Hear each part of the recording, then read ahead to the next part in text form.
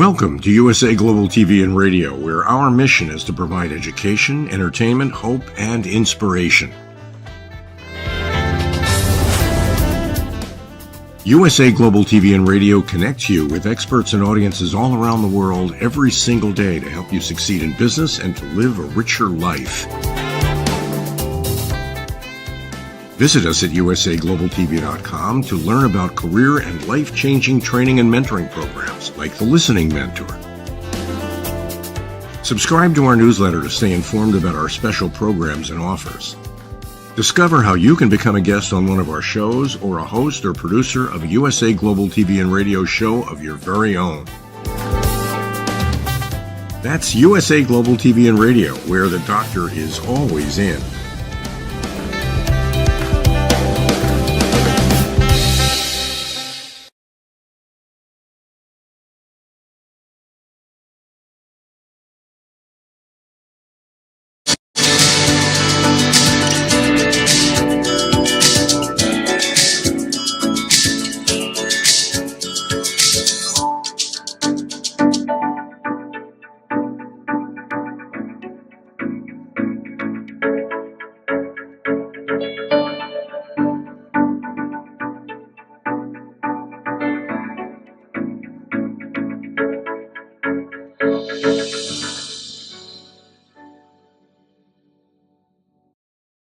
Hello, beautiful soul family, and welcome to Weekly Wisdom and Insights, your home for spiritually guided transformation and empowerment. I am your host, Dearjames, and together with the unseen, Spirit, Source, and Symphony, we look at the current energies, the intuitive wisdom and insights, and we go as guided.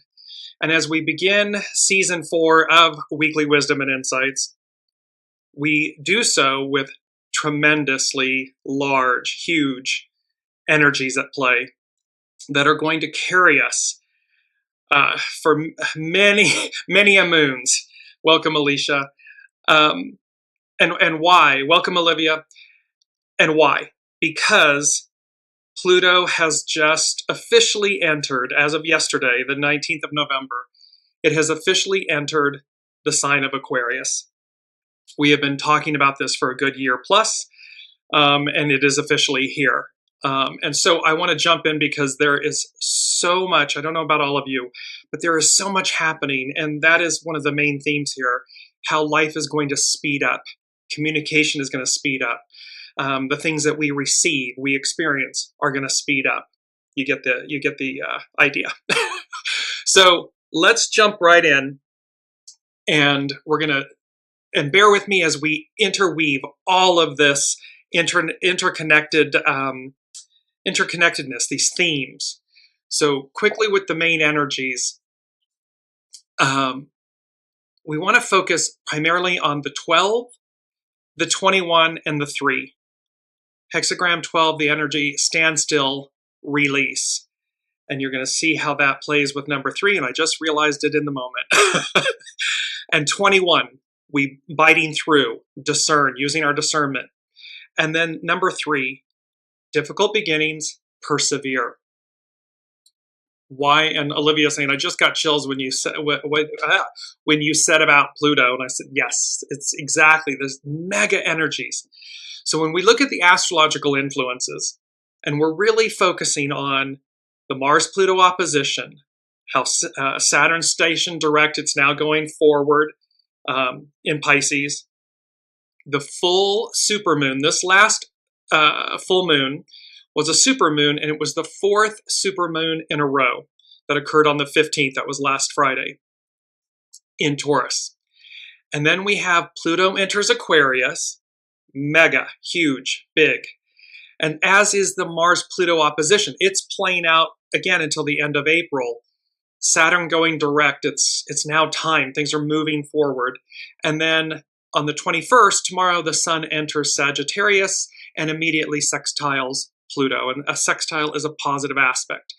The overall theme for the astrological influence is accelerated expansion.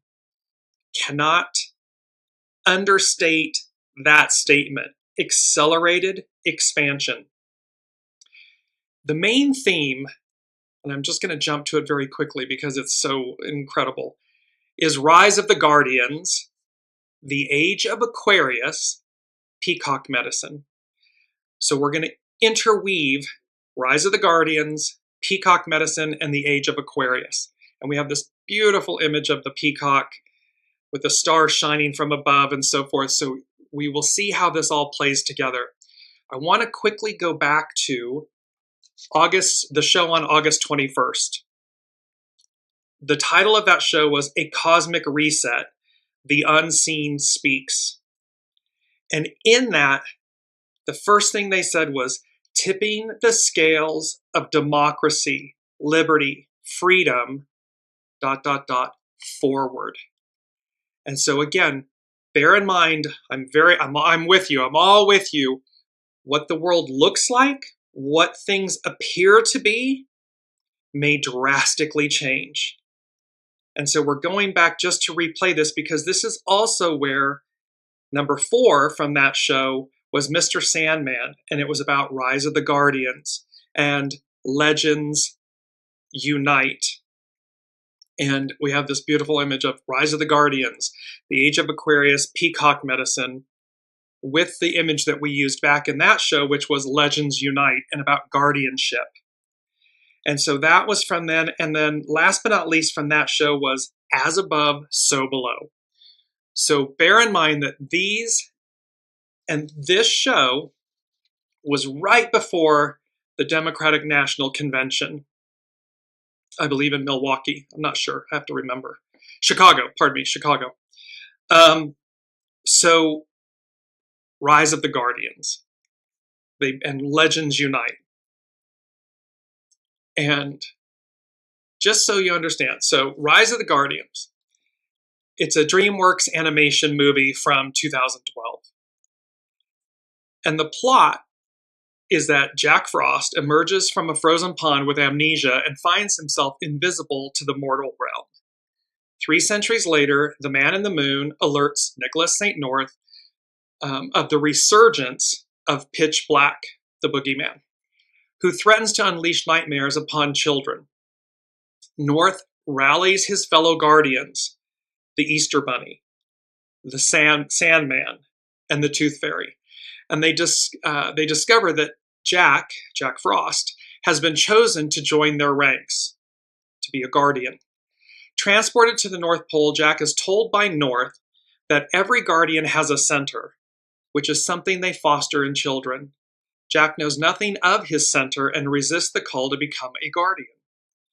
Long story short, there's all this back and forth where Pitch Black, the boogeyman, is extinguishing all of the light, all of the faith and the hope and the belief in the world, in Santa Claus and the Tooth Fairy and the Easter Bunny and all of these things that as children we grow up with, which denotes hope and optimism and faith.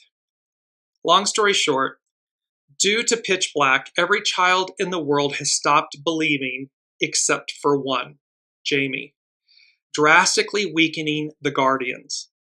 Finding Jamie's belief wavering, Jack makes it snow in his room, causing Jamie to be the first person to believe in Jack Frost, to see him.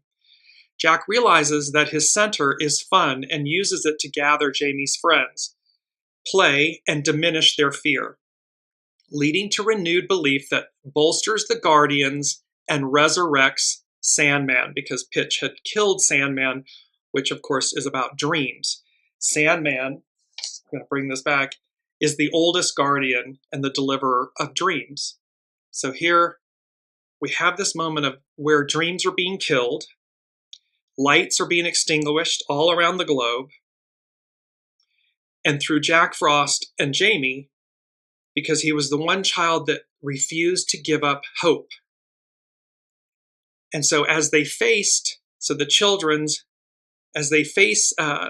Pitch, the children's dreams prove stronger than the nightmares, who then turn on Pitch Black, the boogeyman, and drag him into the underworld.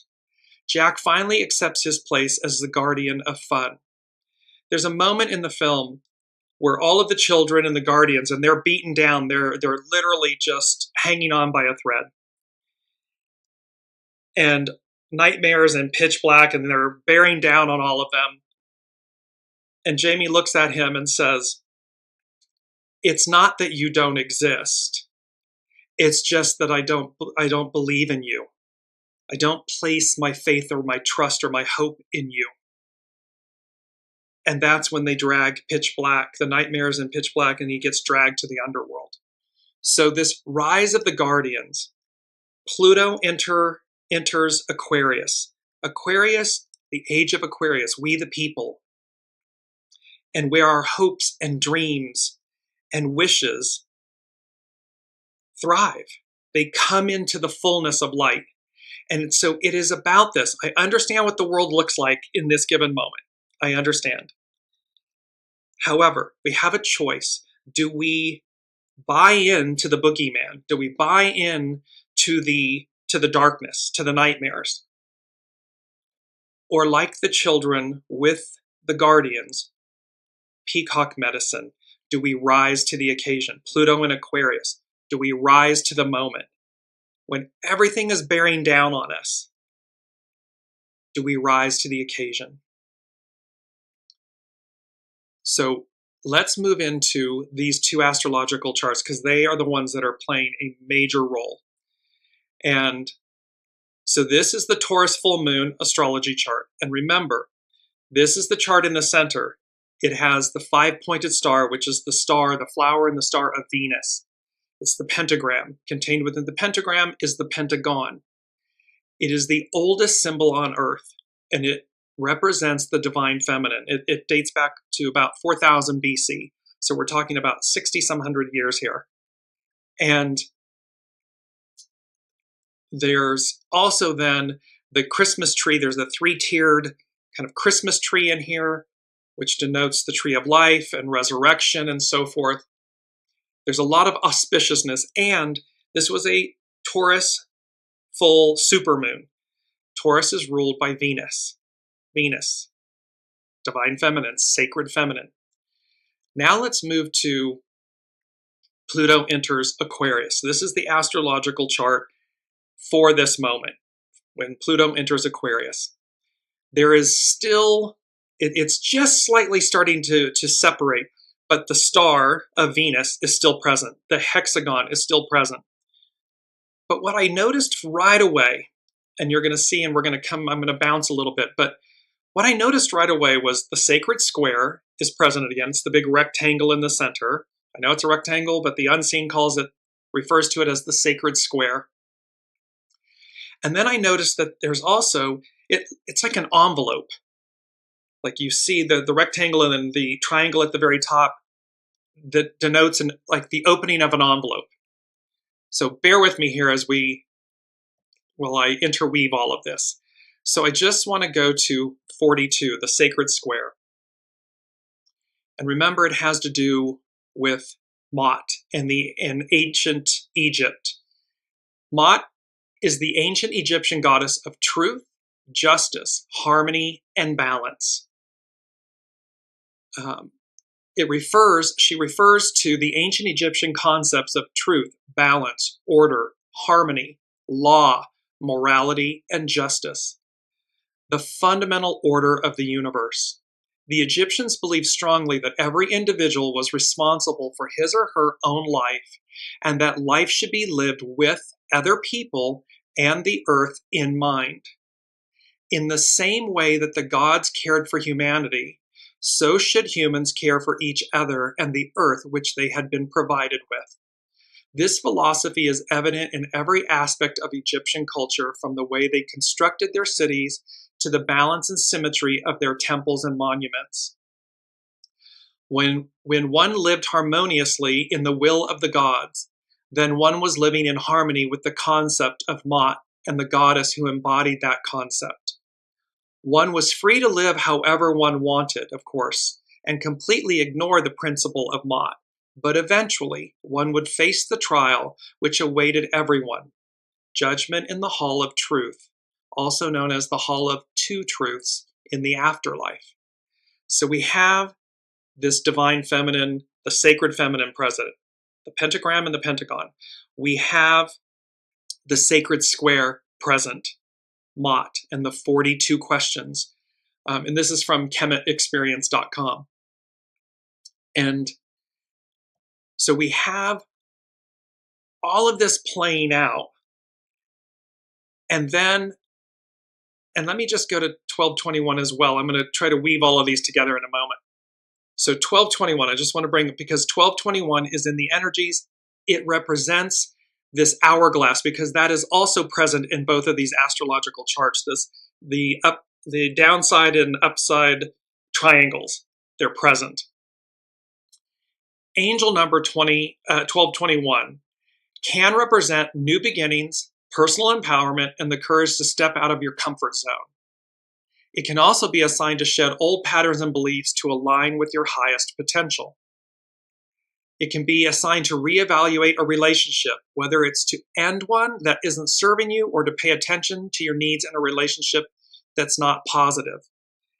This can be individually, whether it be platonic, romantic relationships, but it's also calling our attention to our relationship to the past, to the patriarchal Piscean era. What's our relationship? Is there something that isn't serving us anymore? And are we to release it, do something, reevaluate it? Lastly, 1221 can be a reminder that you are supported and held through the process you are in, and that you will always get what you want or something better, something greater. So this 1221 representing the hourglass that is in these two astrological charts. The Taurus full supermoon and Pluto enters Aquarius. Big, massive energies that are playing out. So now as we move forward, so with this, and I'm just going to bring back up the astrological chart. Here it is, that envelope. And I was looking at this and the sacred feminine and the number 42. And the first thing that the unseen said, I heard it very loudly and it was very funny. It said, "You've got mail." Which of course for any of us that's, old enough to remember, it has to do with AOL, America Online. And it was its mail service. AOL was created in 1985. Keep that year in mind. And what the unseen said was, "You've got mail. Important details, information, news comes to light, comes into the light." And then I heard internet mail, voter fraud, envelopes, you name it, contracts. So in this Pluto entering Aquarius, and what's important to remember, when Pluto entered Capricorn, within 8 months of that occurring, back in 2008, the entire recession occurred. Capricorn, its institutions, its finance, its earth, it's tangible. And within 8 months, we had the crash, the market crashes, all of that, the recession, all of that happened. This time, what the unseen is saying to us is, with Pluto in Aquarius, Aquarius is a fixed air sign.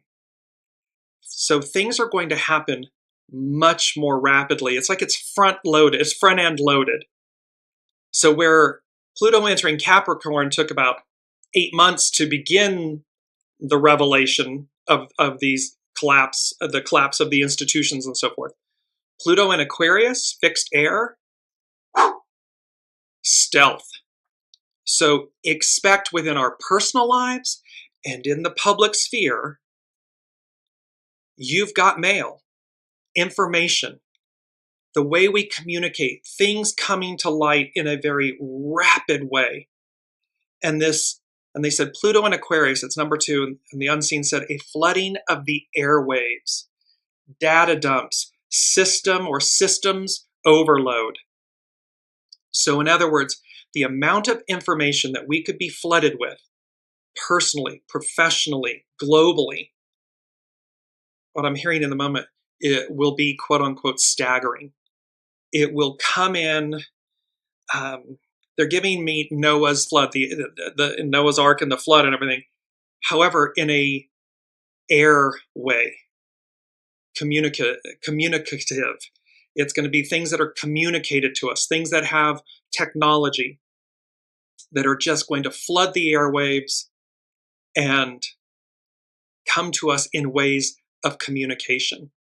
I'm drilling down on that a lot because it's so important, and how this plays to, and let me just complete this, because number 3 from the unseen was, then I heard obsession.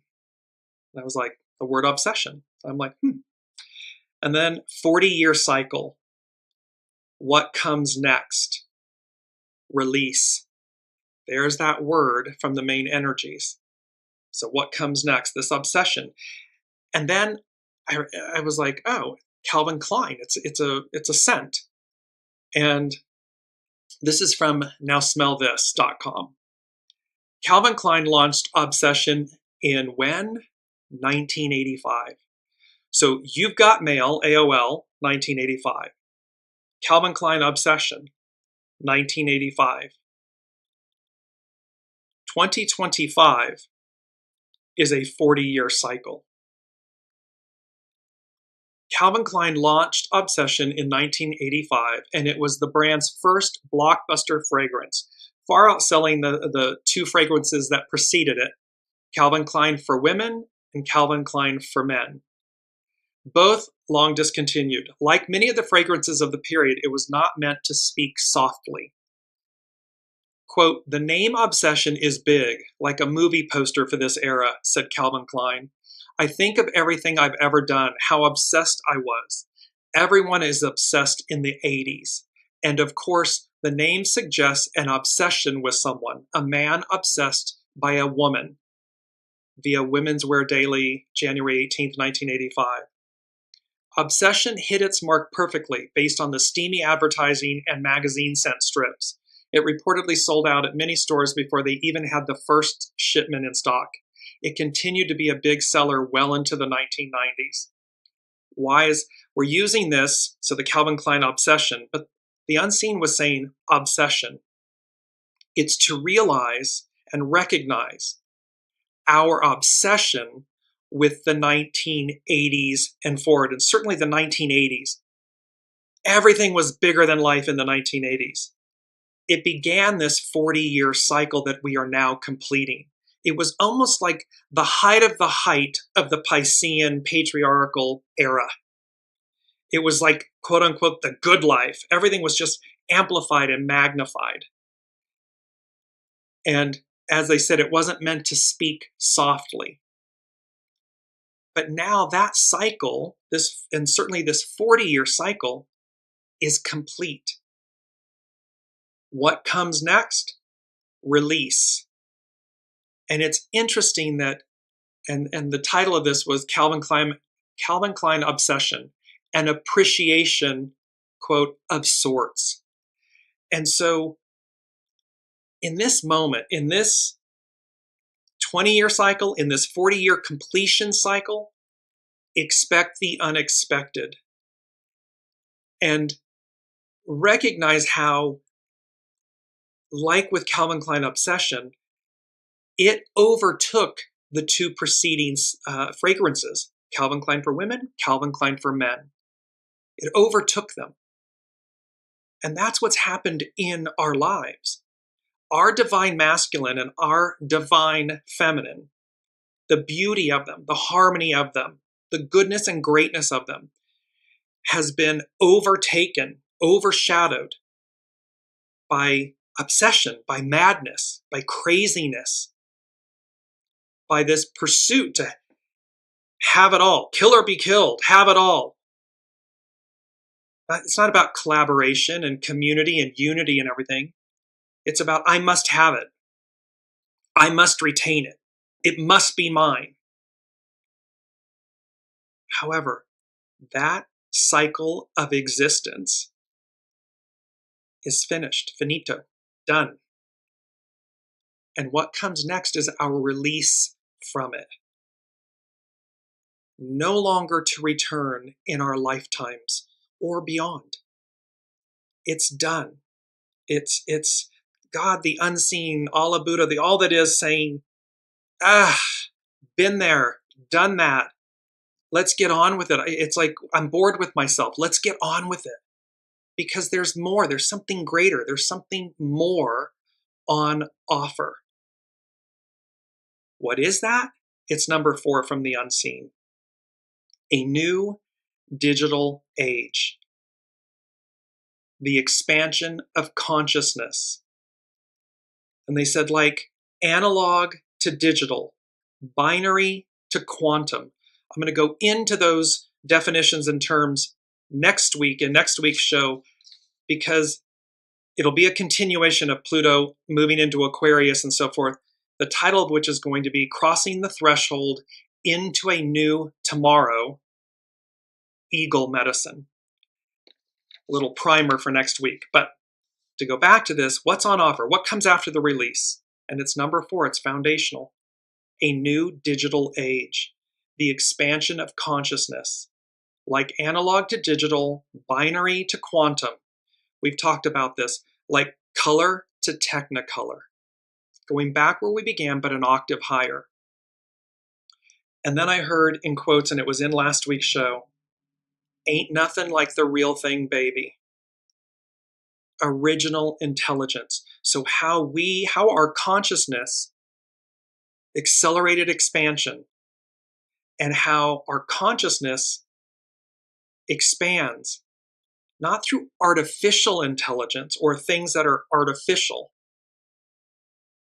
but through original intelligence, soul source connection, and how that will rapidly change the world we live in, the world we know. So I want to move to Astrology by Lauren. And she's talking about a super full moon and Pluto enters Aquarius. And this is a quote by L.R. Nost. Here's to the bridge builders, the hand holders, the light bringers, those extraordinary souls wrapped in ordinary lives who quietly weave threads of humanity into an inhumane world.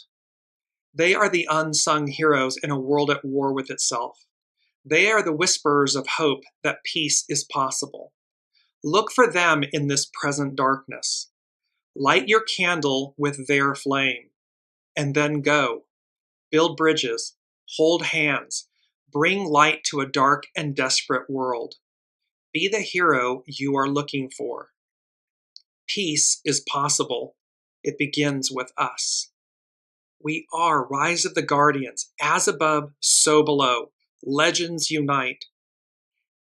In our ordinary lives, we have the power to rise, to find what's at our center, to recognize that we are guardians.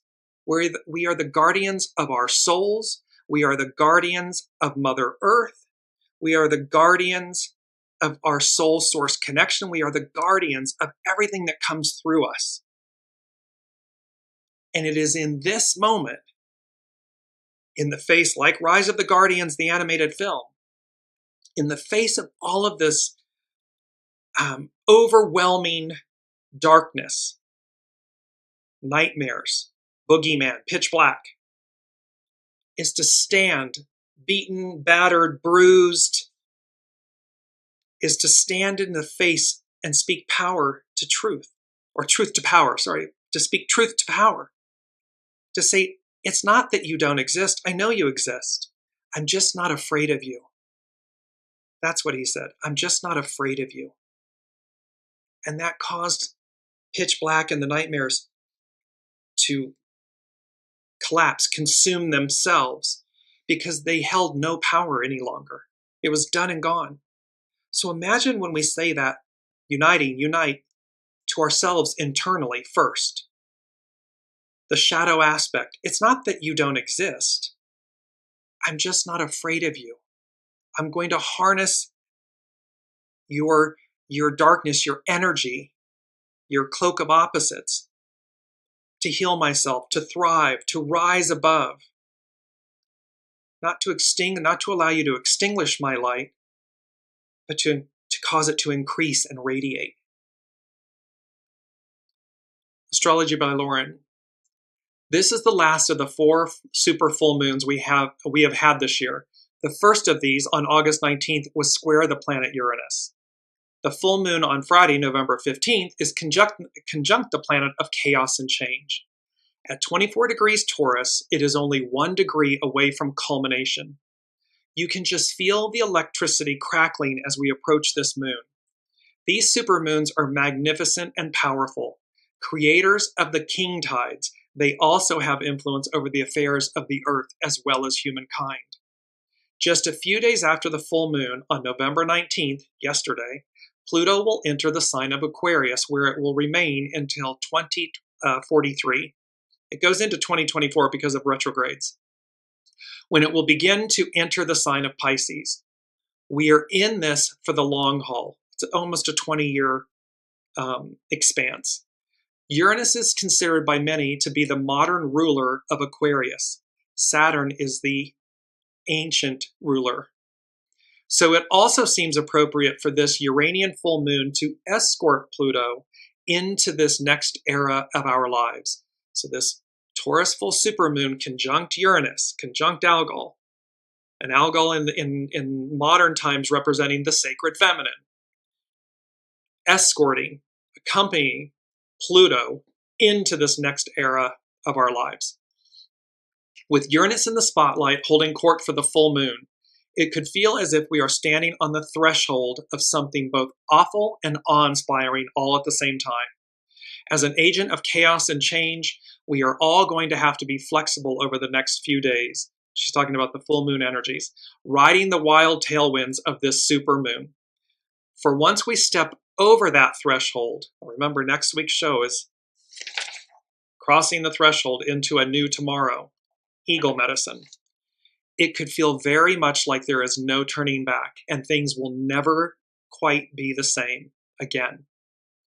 Not all changes are welcome, but in many ways, we were and are being asked to ride this wave of change. First off, with the great conjunction between Jupiter and Saturn that occurred at 0 degrees of Aquarius in 2020, and now with the ingress of Pluto into Aquarius this week. It could feel unsettling, and all the more so right now. And we can and will see a few more twists and turns before all is said and done. Full moons are times of culmination. They can bring things to a conclusion or bring revelations out into the open. Uranus, weather is unpredictable, surprising, and often riddled with all sorts of extraordinary outcomes. You've got mail, important details, information, news, comes to the light. Internet, mail, voter fraud. I'm using that. I'm giving it to you the way the unseen gave it to me. Internet, mail, voter fraud, envelopes, you name it. And it can bring this out. And I want to bring in just quickly at the same time, we're interweaving all of this. So again, bear with me. Our key word is emergence. The process of coming into view or becoming exposed after being concealed. The process of coming into being or of becoming important or prominent. The fact of something becoming known or starting to exist. The distinct patterns and behaviors that can arise out of complex systems. Emergence. So we're talking about emergence. And Astrology by Lauren is talking about Uranus playing this major role with the Taurus full supermoon that just occurred, all the way back to the Saturn-Jupiter conjunction, this aspect. She goes on to say, the full moon in August was exactly conjunct the U.S. moon and was the day of the Democratic National Convention when Kamala Harris was officially nominated as the Democratic candidate.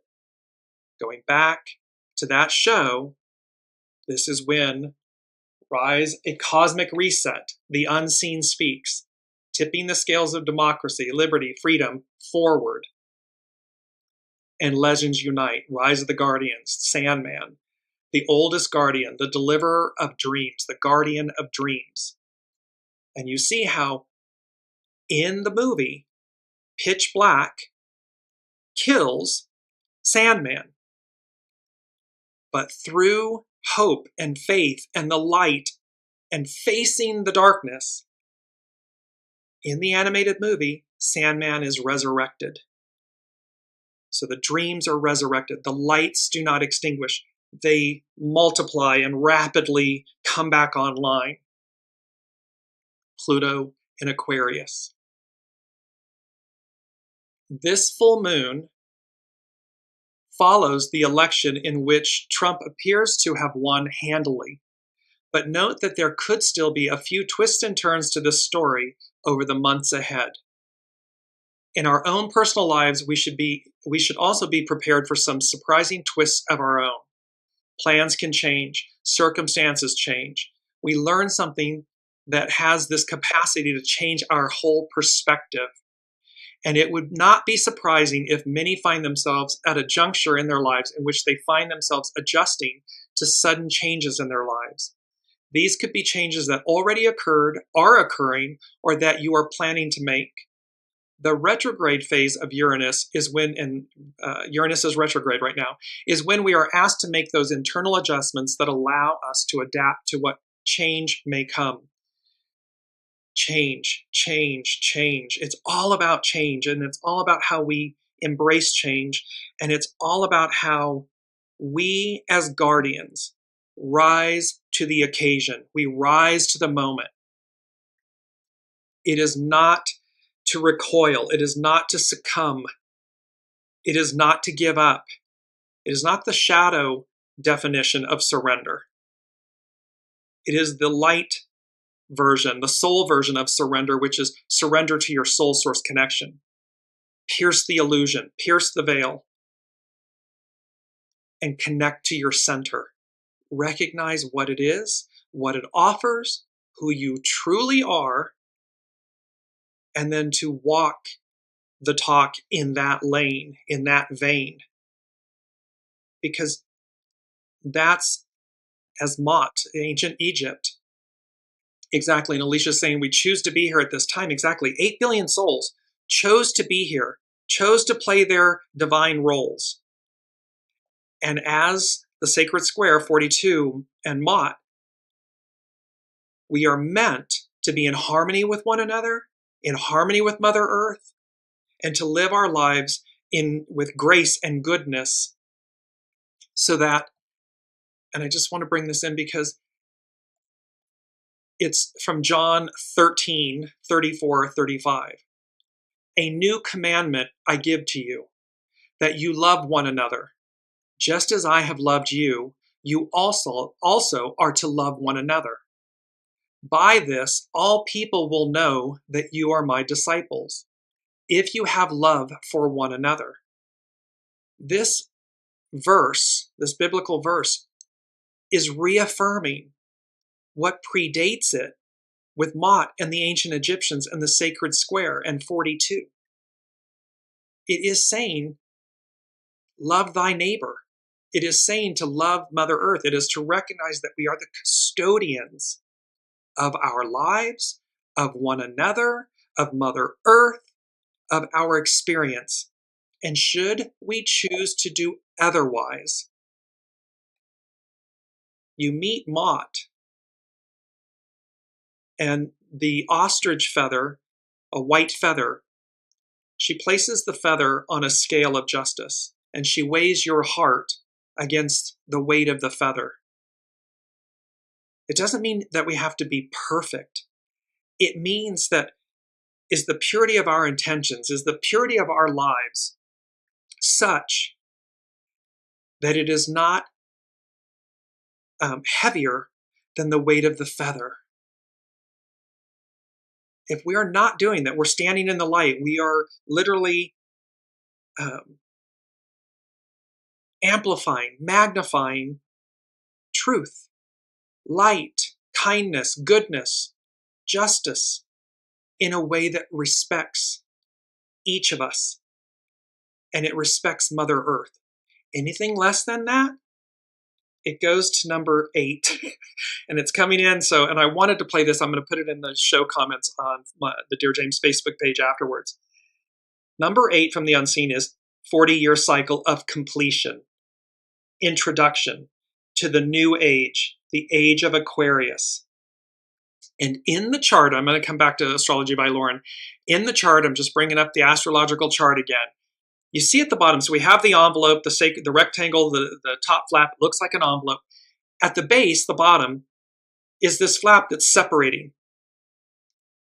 It instantly said to me, trap door, the bottom falls out, taking out the trash. Now, there was a candidate in this most recent election in the US that literally used that phrase, we're taking out the trash. And they referred to the trash as Kamala Harris. Well, here in this chart, this 40-year cycle of completion, introduction to the new age, the age of Aquarius, trapdoor, the bottom falls out, taking out the trash. And what I saw, and this is why I wish I don't want to violate copyrights, it's Veruca in Willy Wonka and the Chocolate Factory. And she wants the goose that laid the golden egg. And she wants it now. This obsession, this I must have it, this larger than life. And as she's doing this singing thing and she's really quite a mess, she jumps up onto the scale where they would weigh the golden eggs. And it goes, and it says bad egg, and she falls down the chute. And the father says, where's she going? And Willy Wonka says, to the garbage, to the chute. And when he runs, her father, Veruca's father, runs up, I'm coming to save you. He dives head first down to the chute. The bottom falls out. And again, it goes, bad egg. So there's this aspect that, again, Pluto in Aquarius, you've got mail, important details, information, news, this rise of the guardians, that Mott, the sacred feminine, the sacred square, number 42, this weighing the heart against the feather, and this expansion, this accelerated expansion, this newness, that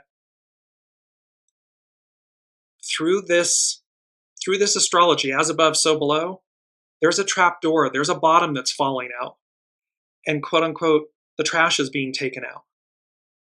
The bad is being removed. The nightmares are pulled to the underworld. And thus what remains is goodness, kindness. And again, it's up to us to choose. We have free will, each of us. We get to choose. Are we a good egg or a bad egg? And thereby, are we following this new commandment to love thy neighbor as thyself and thy God above all other? I mean, it's do unto others as you would have done to you. These are timeless. They have been here for 2,000 plus years. I mean, and beyond, because of course, Mott and the sacred square, it all predates Christianity, Judaism. So this isn't like it's something quote unquote new. This is ancient wisdom that is being brought to the fore, and it's being brought to bear. Let me go back to Astrology by Lauren. So now it's Pluto enters Aquarius on November 19th. This was just yesterday, where it will remain for the next 20 years. Pluto tends to bring out the very best and the very worst of the signs as it dives deep down into the foundations of what that sign represents for us. And as it emerges from the last time, from the world of Capricorn, it looks forward to the vast possibilities of Aquarius while bringing us along for the ride. Whereas in Capricorn, all the power, Pluto, was being concentrated at the top. In Aquarius, the power is from the bottom up. we the people.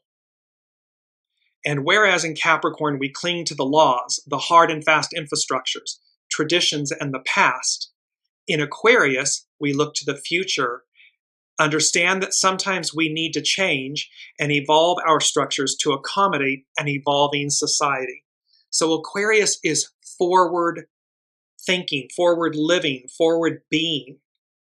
It is not something of ancient institutions or rooted institutions. Astrology by Lauren, she continues, but we also realize that we don't want to throw the baby out with the bathwater left over from the Pluto in Capricorn era. There are infrastructures that do need to be reorganized and rebuilt on better standards.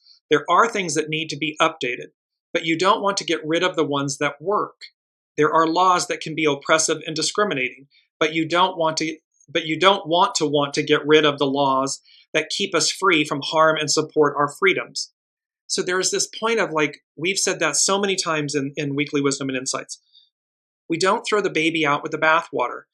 We want to come to this place of purity, of the Piscean patriarchal era. We want to retain the very best of it while we allow the shadow, the guck and the goo of it to be purified, released. We empty our vessels. So again, remember, individually, micro, to the whole of the whole, macro. And it is an individual, 8 billion souls, person, choice. Now, of course, I say that, free will. But the ultimate host, the master weaver, is the unseen, the all that is. So, as above, so below, to an extent, to a degree. But there is a overarching, overriding tapestry. So it's not as though artificial intelligence gets to overrule original intelligence. It's not that ego, mind, personality gets to make the final decision over soul source connection.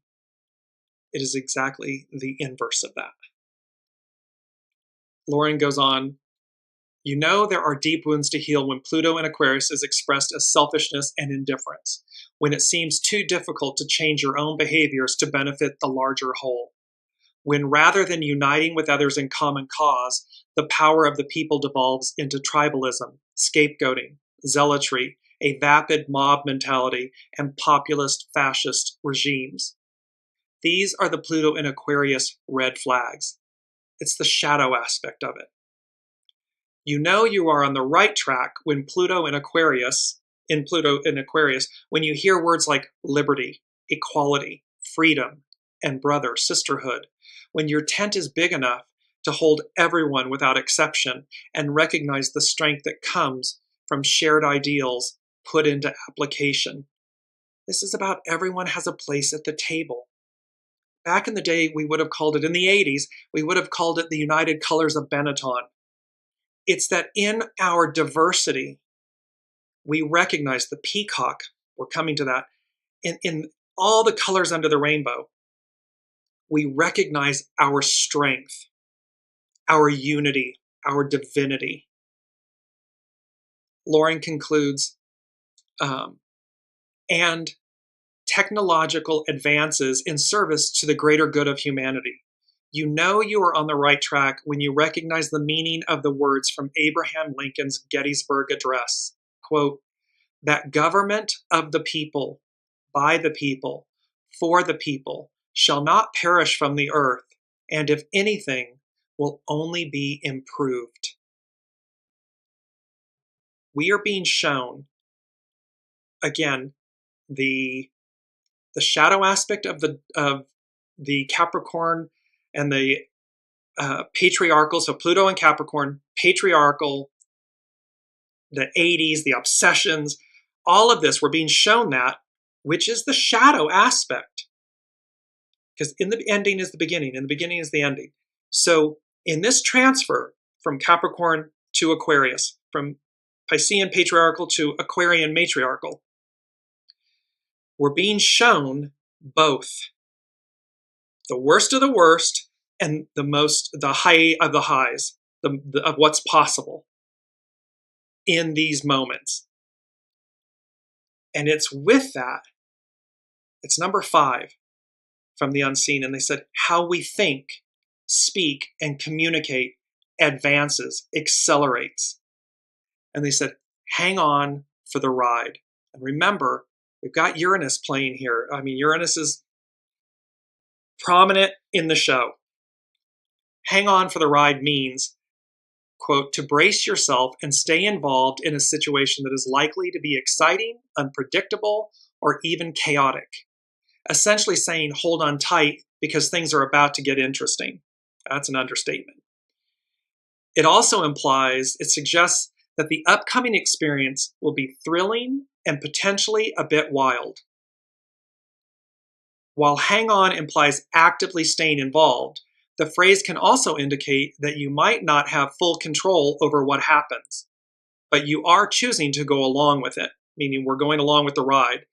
We're the guest, not the host. We are a co-creator, not the creator. Lastly, you could use this phrase when talking about a roller coaster ride, a new business, a business venture, a relationship with ups and downs, or any situation where you are ready to embrace the unknown. We have been talking about the unknown and embracing the unknown for so long in Weekly Wisdom and Insights, because it is unknown to us. We've spent all of this time climbing the mountain. We're at the peak of that transition, and there's a reconciling. There's fear involved because it's like, well, I've spent all my life, head down or head up, climbing this mountain. The ideal becomes the new reality. We've been climbing and searching for the ideal, and we're at the peak of the mountain. We're at this transition, this massive transformation, a new digital age, the expansion of consciousness. Ain't nothing like the real thing, baby. And so how we think, speak, and communicate advances, accelerates. You've got mail. All of these energies are playing out. It's like a convergence of them. And they're showing me like just crashing waves and, maybe like in a washing machine where it's just the agitation, where it's really like churning up the waters and it's churning us. Our energies, our emotions, our thoughts, our feelings, all of it's being churned. But remember, that was back on the August 21st show. The wheels of time and they had churning, and they crossed it out, and they said turning with 3 exclamation points. So the wheels of time are turning, and they turn forward. We advance, we excel, we accelerate, we ascend, we transcend, we transmute. We take the garbage out, meaning the darkness, the shadow, the goo, the ick, the obsession, so that we come back into harmony and balance. I want to bring in peacock medicine. And this is from sunsigns.org. Peacocks are the noblest of the avians. They also have a very regal nature. Thus, they symbolize some of the most highly admired qualities for humans. Some of these qualities include royalty, glory, keen vision, precision, immortality, and incorrigibility. The peacock spirit animal represents purity and integrity. Moreover, they are beautiful and have multiple color aspects of the peacock's physical appearance. In other words, this multiplicity of color is what's so extraordinary about them. And we were just saying that it's our diversity. It's the multiple shades and aspects and hues and qualities of our beingness, of our divinity, that comprises not only our physical appearance, but our innate light and beauty. These beautiful colors are symbolic of the unique beauty that we each possess. Peacock spirit guides speak to us of vitality and living vibrantly, abundantly. Therefore, we should recognize our beauty and should allow ourselves to shine and live with integrity. Now more than ever, remember your beauty. Shine your light. Connect to your soul source connection. We are far more than we realize or that we give ourselves credit for. And it's easy to go down the chute, the garbage chute, and be a bad egg. It's just easy. It takes more, it requires more of us to remember all that we have been taught, all that history and ancient wisdom has offered us. They've shown us the way. Are we listening? Are we going as guided? Peacock Medicine from sunsigns.org. We are the only ones who can make ourselves shine. So self-esteem and self-confidence are crucial to living in a manner true to yourself. Peacock Medicine inspires a rejuvenation of the spirit. If you are feeling down, know that you can call upon the Peacock Animal Totem to help you spruce up your life. Native Americans believe in the power of the peacock. They believe that they make the person that you become. Let me say that again. They believe that you make the person that you become. It's a beautiful quote that says, your character is your fate. What's at your center? You make the person that you become. In Native American symbolism, the peacock animal totem signifies power, poise, wellness, and splendor. Medicines made from peacocks are deemed powerful and worthy. Shamans use peacock medicines to awaken clairvoyant abilities, soul source connection abilities. Peacock feathers play a major role in ritual healings and ceremonies. Seeing a peacock means that one will find joy, happiness, and abundance in their life. Peacock medicine reminds you to be humble in your interactions with others. Treat people with compassion and kindness, and always find a way of taking care of your general well-being. There's a direct connection here with peacock medicine to the scripture, to Mott, to the sacred square, 42, weighing the feather against the heart. It's all here. The peacock animal spirit carries with it the omens of nobility, wellness, protection, watchfulness, holiness, pride, and kindness. Native American chiefs wore peacock feathers to signify their communication with the spirit world. Peacock feathers also symbolize the power of the thunder gods who have power over the wind and air. Aquarius, fixed air. It's a fixed air sign. It means it's foundational.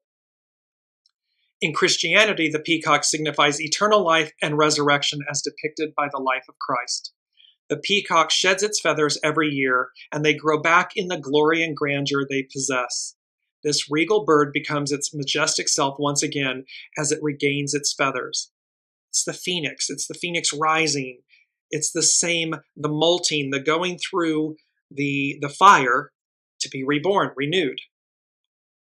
This symbol aligns with the belief that we will die and be resurrected and then be fitted with new bodies that make us one with God. A new digital age, the expansion of consciousness, ain't nothing like the real thing, baby. From analog to digital, binary to quantum. Accelerated expansion. The peacock is a great sign of God's glory and mercy in our lives. The peacock symbol can also be a sign of vanity of which one must guard against. See, it can also be that obsession, the 80s, this past 40-year cycle, that we must guard against vanity. And finally, the peacock animal totem has been in use by many for millennia. In ancient Greek and Roman mythology, it bears an association with Hera and Juno. These were the wives of the most powerful of gods. Additionally, so divine feminine, the spots on the peacock's tail feathers represent the eyes of the heart and symbolizes the vault of heaven. The Hindu faith categorizes the peacock's symbolic meaning with the deity Lakshmi and a deep, genuine concern for humanity. Other Asian belief systems pair the peacock with Kuan Yin, whereby she gives aid to the people during their spiritual evolution. In ancient Babylonia and Persia, Peacock was given recognition and praise as a great guardian and protector. Peacock medicine, rise of the guardians, the age of Aquarius. All of this is so masterfully interwoven by the unseen, by Spirit, Source, and Symphony, the all that is. And they present it for us each and every time. Number 6, and this goes with number 5, how we think, speak, and communicate advances, accelerates. Hang on for the ride.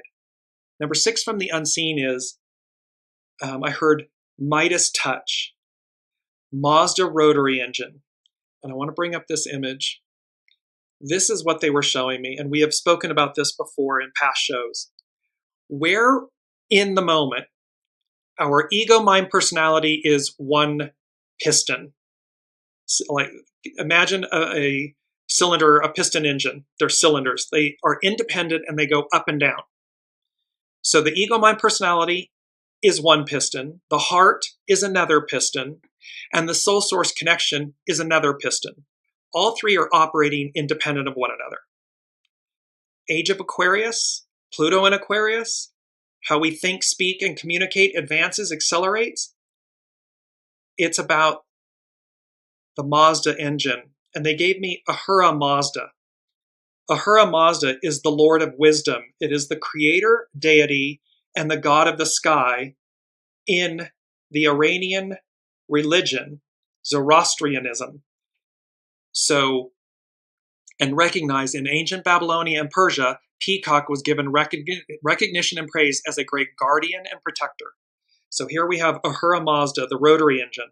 What this is saying in the image that you're seeing is a rotary engine is a triangle where at the top, soul source connection, SSC, soul source connection. Bottom right, ego, mind, personality, EMP. Bottom left, HRT, heart. It's where the soul source connection, the ego, mind, personality, and the heart are unified. They move in a triangular, circular fashion.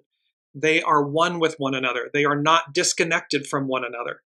So instead of them being independent cylinders, pistons, operating where one can override the other, or they're disconnected from one another, in this new era, a new digital age, this expansion of consciousness, they become unified. They become, it's to where you can't, it's impossible that your heart can override your mind, can override your soul, or vice versa. They come into unity to where you just, it's knowing, it's intuition. It's like the height of knowing. Your mind knows your heart, knows your soul, and they're all operating in unity and harmony with one another. This Midas touch, this touch of gold, pure gold. Gold is sacred. Gold is, again, from the gods, from the unseen, from the other side. There's a shadow aspect to the Midas touch story. You know, the King Midas. And he was given a wish, granted a wish. And initially he asked that everything he touched turns to gold, only to realize the shadow aspect of that wish, that request, is a tale of greed, slaves to our own desires. And he begged for that wish, that granted wish, to be undone. Because everything, his food, his daughter, everything he touched, the roses, turned to gold. And what he realized and came face to face with was the shadow aspect of his greed. And they guided him to go to the living waters. Water. Aquarius is a water. It's an air sign, but it represents the cupbearer. It represents the living waters. And they had him, Midas, King Midas, go to the river and bathe himself. And it is said that flakes of gold were coming off of him everywhere as he released that greed, that aspect, that shadow aspect. So let me go into two of our quotes. And this is from Carrie Hone at cafeausoul.com. The truth cannot be silenced. It cannot be. The truth speaks for itself. And in this, you've got mail, important details, information, and a Pluto and Aquarius, a flooding of the airwaves, data dumps, systems overload, all of this coming into the light. The sun was, for that full moon, the Taurus full supermoon, the sun was in Scorpio, and Scorpio represents truth. It's one of the aspects, bringing things to light. The truth cannot be silenced. Our other quote, fresh activity is the only means of overcoming adversity. So where we have been in this state of obsession, this kind of like the glory days and, wanting to go back to something and thinking that it's the only thing, and we have fear of the unknown and what's coming. Fresh activity is the only means of overcoming adversity. It's new growth. It's something new. It is not some old and tired and used up past. It's not the remnants of that. And so, pardon me, as this season 4 of Weekly Wisdom and Insights, and this Pluto and Aquarius age and era is epic. It is going to be epic. It is going to be filled with change, prosperity, abundance, nourishment from the ground up, not from the top down. That was the old system. This is from the bottom up, Aquarius, we the people, and how we each individually have a choice to rise or fall, to act in alignment with our soul source connection and all of the ancient wisdom we have been given through multiple millennia and cultures and peoples. From the unseen, it has been ever present. We are at the peak. It is up to each of us, it is up to you to decide as you stand on the peak. Do you transcend the unknown? What's before you? What's on the other side? The glory and the possibility of what's to be and what's to come? Or do you roll back down the hill? Do you fall back down the hill? Do you go down? Do you fall through the trap door? Do you the bottom falls out? Do you roll into the trash bin? Bad egg. And in the moment, it doesn't matter whether you believe, because this is ego, mind, personality, what you're thinking.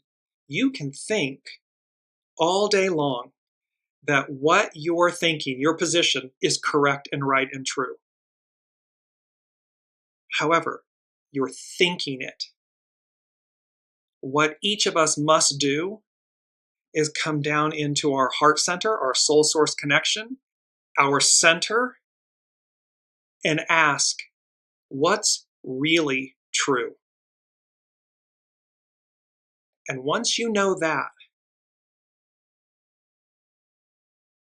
will determine your characters, your fate, your center. That will determine everything, because that's a knowing.